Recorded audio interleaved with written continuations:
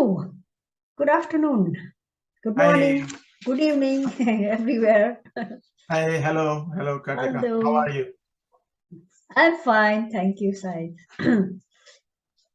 So, thank you for coming for this interview Sure. from the non-Western perspective, as I call it. That's the Yes. main thing. Most intercultural trainings are based on theories of Western researchers, which I refer to as Western perspective. In this interview, I will discuss the non-Western perspective of culture derived from researchers, theories, and experience of non-Western writers. Hello, my name is Kirtika van Huinen. I am an intercultural trainer and author, and through my trainings, I help multinational teams and leaders to work with competence and confidence across cultures. And I use the unique non-Western experience of Mr. Syed Zafar for my intercultural trainings. So I have invited him to share his non-Western perspective with the audience in this interview. Syed Zafar has an MBA from University of St. Thomas in Hudson and BS in Computer Science from the University of North Texas. He is author of Crossing Cultures with Grace and Humor. That is a very nice, interesting book. Has been pursuing his passion of promoting intercultural understanding for over 25 years through keynote addresses, seminars, and workshops. He has presented over 600 programs on intercultural communication at corporations, universities, and nonprofit organizations in USA, Canada, UK, Norway, Brazil, Thailand, Singapore, Malaysia, Pakistan, and the UAE. He was born and raised in Pakistan before coming to the US in 1982. He has worked in Saudi Arabia for 4 years. Experience of living in 3 different countries provides him a unique perspective on the subject of intercultural communication. So that's a very nice data. So that's why I use your book as well for my training to counterbalance the Western perspective. Yes. So let's begin with your book. Maybe you can show it. I can also show it. I've Yes. read it many, many times. Good. So, Yes, it's a very interesting book and written in a very nice, easy way. But can you please share with us what your motivation was to write the book? got it. Thank you for asking and thank you for the wonderful introduction. I really appreciate it. We have been interacting with each other, I think now more than a year. So we got to know each other more through LinkedIn and all that. Where does the book come from? About 20 years ago, I was teaching and training on cross-cultural communication subject. And people began to tell me, if you want to be a good trainer, you have to write articles. So I began to write articles 20 years ago. They were all published in a newsletter that is published in New York called Managing Diversity. And all the chapters in this book come from all the articles that I wrote, and you can see quite a few of them there. And they were all published at that time. So after that, I got too busy with my work with ExxonMobil, and I kept doing the program, but I did not write any more articles. So all these articles were written 20 years ago within the 5-year period. A couple of years ago when I retired, I said, in order to kickstart my intercultural communication training, I should bring all those articles together into one book because I had a lot of good feedback from Americans. The purpose of the articles was really for Americans to have idea that there are other cultures in the world. Because US is so big, people here who have not seen rest of the world, who have not traveled around, just don't know that exists. So my purpose of the book was to help Americans understand other cultures. And they are full of, as you have mentioned, personal stories and personal easy examples. It's not academic book. All the great researchers who have done the wonderful work, I reference them, but then I shared my personal stories to back their ideas. That's what makes it unique, your experience. That's Exactly. within you, and if you share it, that's how Yes. it works, actually, your own experience. I hope this answers Good. your question. Of course, yes. And we go to move to the next one is since you have been were growing up in Pakistan before you left, you are around 20 years old, so you have lots of experience about the culture. What, in your opinion, is the culture of Pakistan? Would you say it's individualistic or collective, or is it coexisting? Uh, I I think according to, not I think, personal experiences, as well as studying the subject, as well as teaching the concept of individualism versus collectivism in my training programs, and there are a couple of articles in the book on that subject as well. And Hofstede, who did, as you know, a lot of research in this area, he also puts Pakistan very much on the most collectivist side. And I think it comes from the concept of landowners, and landowners have lots of power, and they use the collectivist area, and then most of the people just work for them. And so very strong agrarian society. When I was growing up, I experienced strong collectivism as well. So Okay, I would that's say it's very collectivist. However, as people are moving more towards the city, I believe slowly, it is becoming a little bit more individualistic compared to what I noticed maybe when I was living there 44 years ago. okay. And would you say that they are becoming more modern then? That's why it's individualistic. So they are becoming correct. So when people, most of the Pakistan people lived in the villages. Still, I think over 60% are still in the villages. So in villages, collectivist living is very important because there's not a lot of money involved. You barter everything. Someone grows one crop, someone grows some other crop, and they just barter with each other.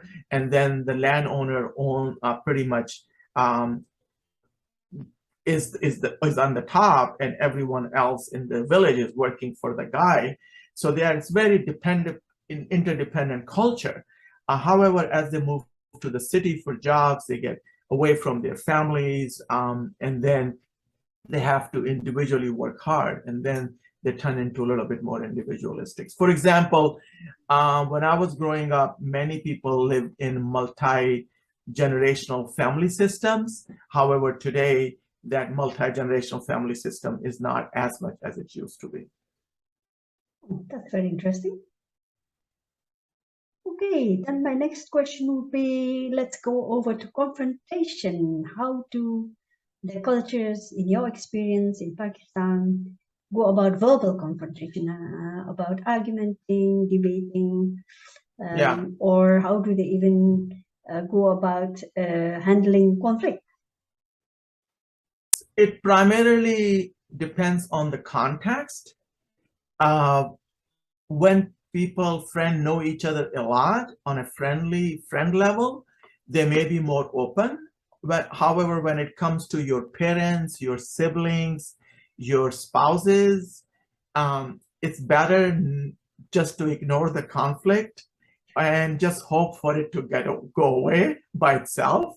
It's not bringing it up straightforward on the face is not considered that polite. That goes back to, of course, the Edward Hall's high context versus low context cultures. So, of course, Pakistan is not as high context as some of the Japanese, for example, Japanese culture or the Chinese culture maybe. But I believe it's pretty much high context, more on the high context side versus the low context. So direct confrontation is often avoided. And as a matter of fact, even I am in general is very outspoken. However, my daughter still tells me that I still do not fully tell her if I don't like anything. I expect her to figure out that I don't like her without telling her. Because once I tell her, I feel like then if she does it, what is the point? I already told her. She's supposed to figure it out that I don't like her. So I still have that in me of avoiding confrontation, even I have been living here in this country for 40 years. Okay, so but it could be a problem while working, I suppose, with colleagues who are from the Western side. Correct. So at work, I could be very outspoken because I know in the United States is one of the most low context country, maybe compare with Netherlands equally or Belgium. Those are also pretty much similar level. So at work, yes, I could be very confrontational, very straight, but when it comes to personal relationship with my wife, with my children, with my parents, I revert back to my high context, I think. Okay. That has something to do with the hierarchy, the boss. Yeah, hierarchy, correct.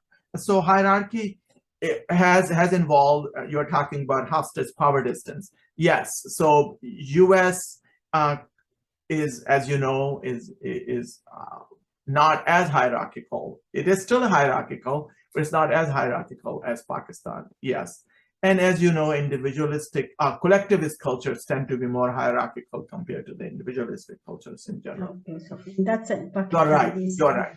Yeah, you're right. You're right. interesting. I just want to have a quick look at my questionnaire. It's oh yeah, about the data-driven culture. How is it in the Pakistan culture? Are they dependent on information that is proven data every time they want it, or is it just oral data? Somebody said it or handed over for generations, so it is believed. How do they go about with information and data? So again, it primarily depends upon in the rural cultures, it's pretty much whatever the people who are older than you to tell you what to do. However, as people are getting more educated, it's slowly turning into importance of data. For example, in order to fly planes and build buildings and manufacture products, of course, the data is used pretty heavily. However, when it comes to small towns, whatever your father says, you don't question it, and you act upon it. So still, for example, my sister tells me that she's going to the Western doctor, but at the same time, she's also going to a spiritual kind of a doctor, or the doctor more knowing herbs and using all kinds of things like ginger or turmeric and garlic, and saying your asthma would be cured if you eat this and that. And he doesn't have to prove to her through data that that's the right thing to do, because he believes he's coming more from the oral tradition, as you are talking about. Okay, so that is more the private situation, but how does it work in the office situation? Office situation is more data driven. However, because of hierarchical situation, if your boss tells you to do this and you know it's wrong, and however your boss said so, and then of course hierarchical situation, you may not argue with your boss. You don't want to have a confrontation, and then even you have a data, you were not going to bring it up, because then you're afraid your boss may be more angry. That to some aspect even happens in the United States as well, because the company I work for was more hierarchical as well. Okay. Thank you. That was also very interesting. I think I've had all my questions. I would like you to share, if you have, some more of the non-Western experience of yours, where you could give more insight to the audience who are watching. I think the quite a few things that we would call in the Western culture superstitions, they still exist, not to the level they existed before, but they still exist. I think I have something to show you. For example, when I was leaving Pakistan 44 years to go to Saudi Arabia, my mother tied this particular cloth with this particular 1.25 rupee, which would be similar to the dollar here, coins. and I had to tie that on my arm under the shirt, and that's supposed to keep me safe in my journey from Pakistan to Saudi Arabia at age 20. Once I get to Saudi Arabia, I'm supposed to give the coins to the poor because I have arrived there safely. So today we will call them superstitions. However, my mother strongly believed that was the case. So I think there are many things like that that still exist in that culture. The new generation still believes in superstition? Yes, I think to somewhat a new generation, it does coexist. For example, if you have some kind of a disease or some kind of a mental issue, you may go to a spiritual holy person who writes little things and then folds them and put them in a leather little cover and you wear it. There's a word for it, tawiz, and that tawiz is supposed to keep you safe from evil stuff. So those things coexist. I'm sure they are decreasing as the time goes by. As the people get more educated, they have more knowledge.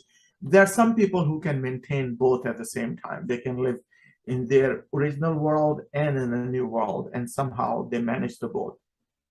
And what is your experience with this superstition with work? How serious is that?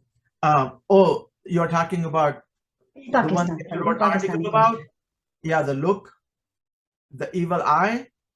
Which one are you talking about? For example, yes, or about any other superstition in the work sphere. Oh, in the work area. In Pakistani culture. So I never really worked in Pakistan. Oh, okay, sorry. I left at age 20 after finishing my education. So I really didn't have a chance to work in a company in Pakistan. I did work at age 16 for my uncle, but that was his personal business. I stayed in his home and I worked on his business.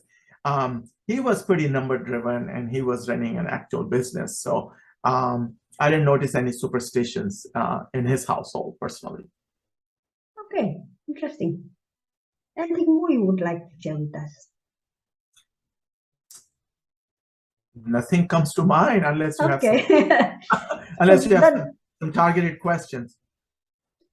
Yes, but it was very interesting. So I would like to end it here then. And first of all, I would like to thank you for your time. Sure, you're welcome. For sharing this wonderful information for the audience who will be watching this video after I share it. So thank you very much.